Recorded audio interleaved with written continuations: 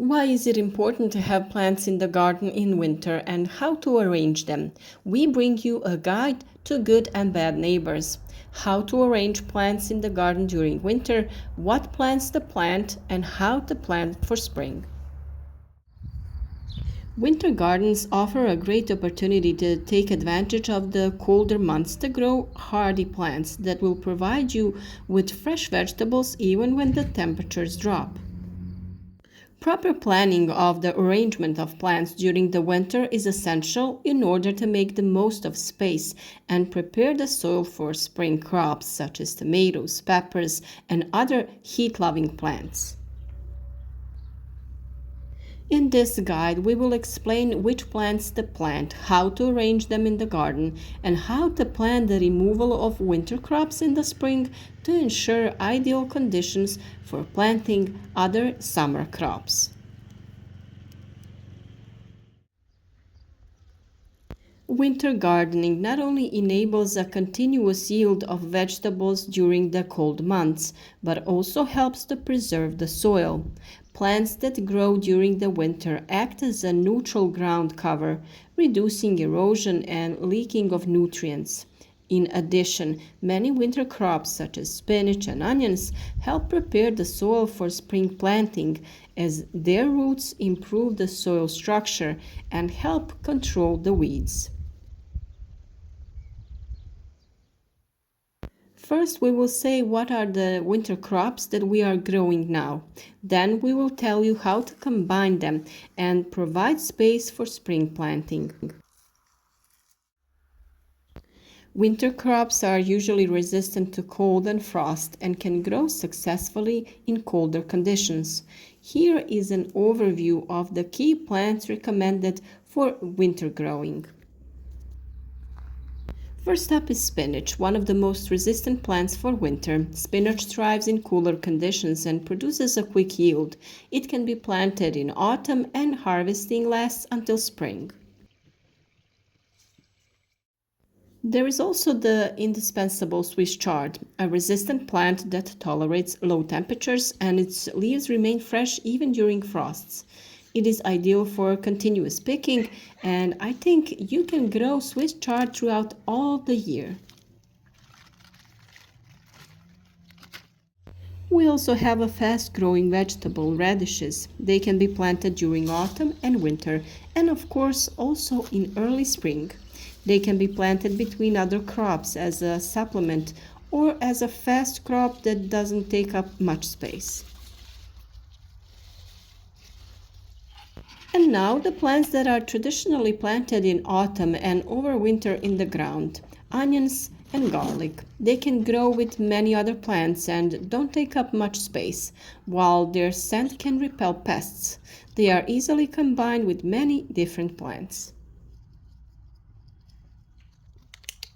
An indispensable plant in every garden, in mine especially since early autumn, is lettuce. Winter lettuce varieties are extremely cold resistant and can be grown throughout the winter. If you are buying lettuce seeds, check the sowing time on the package to see if they are winter salads. You have different winter salads and butternuts. And now we have another fast-growing plant with a mild taste, arugula. It tolerates the cold well and can grow throughout the winter. It is ideal as an addition to other cultures. We also have another pair that are cold hardy and are ideal for the winter garden. They are broccoli and cauliflower. Although they grow more slowly during the winter, their fruits ripen early in the spring, which allows you to pick them in time and free up space. Cabbage is a favorite winter vegetable. It is very resistant to low temperatures and successfully overwinters. Its compact leaves remain edible throughout the winter, and harvesting continues until spring. And now we move on to the part of combining plants. Which plants to plant next to which? A winter garden offers an opportunity to strategically combine plants. Planting certain crops together can improve plant health, optimize space, and reduce the needs for pesticides or other natural remedies. Here are some examples of combinations of plants that will work best during the winter. This combination is already known to many: spinach and onions.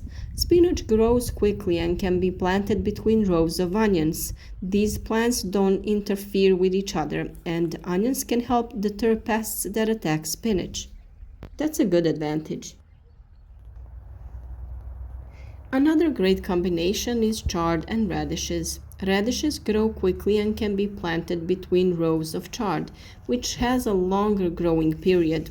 This enables a more efficient use of space because you will harvest the radishes while the Swiss chard is still growing.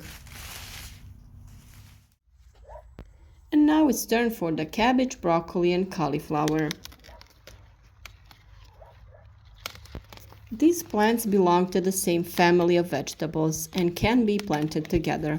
However, it is important to rotate their location in the garden each year to avoid the buildup of diseases that attack these types of vegetables. The next combination is salad and arugula. They go well together in the garden and they go well together on the plate too. Both plants grow quickly and have shallow roots, so they can be planted close to each other. Also, these plants tolerate colder conditions, which make them ideal for winter combinations. In the winter garden, onions and garlic go well with almost everything because they take up very little space in that period.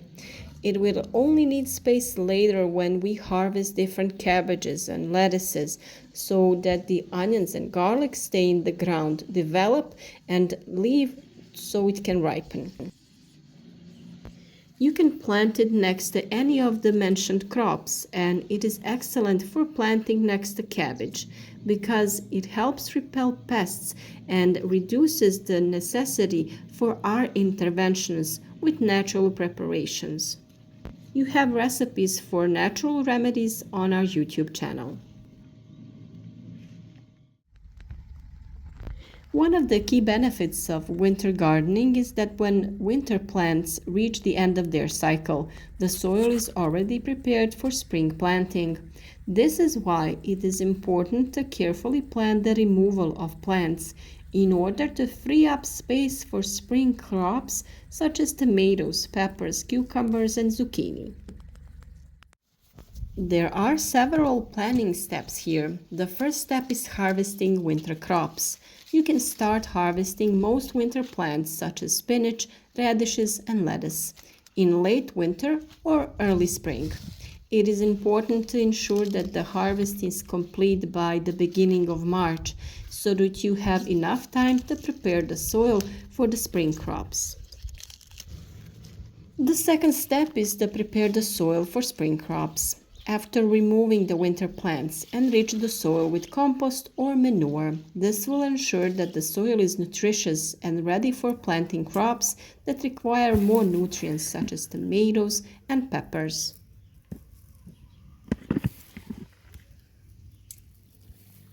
The third step is space planning. Winter crops like cabbage, broccoli, and cauliflower are usually harvested a little later, around April, which means you need to make sure you have enough space to plant spring crops. Plan to plant spring plants in zones where fast-growing winter plants, such as radish or lettuce, have been planted earlier. The fourth and very important step is crop rotation. To avoid disease accumulation and soil depletion, it is important to rotate crops. For example, after taking out cabbage or broccoli, avoid planting other vegetables of the same species in that place. Instead, plant tomatoes, peppers, or zucchini in these plots. Crop rotation is essential to maintaining soil health and reducing the risk of disease and pests. Plants from the same family often suffer from the same diseases and attract similar pests. This is why crop rotation from year to year is very important. Vegetables from the same family, such as cabbage, broccoli, and cauliflower, should not be planted consecutively in the same location. Instead, plant them in new plots each year.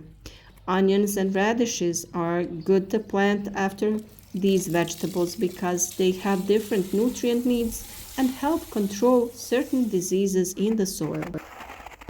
And now it is important to make one conclusion. Winter gardens not only provide fresh vegetables during the cold months, but also prepare the soil for spring planting by strategically planning plant layouts, combining compatible crops and rotating crops. You can maintain soil health and maximize yields. With proper planning, your winter garden can be just as productive as your spring garden, providing a wealth of nutrients for the crop to come.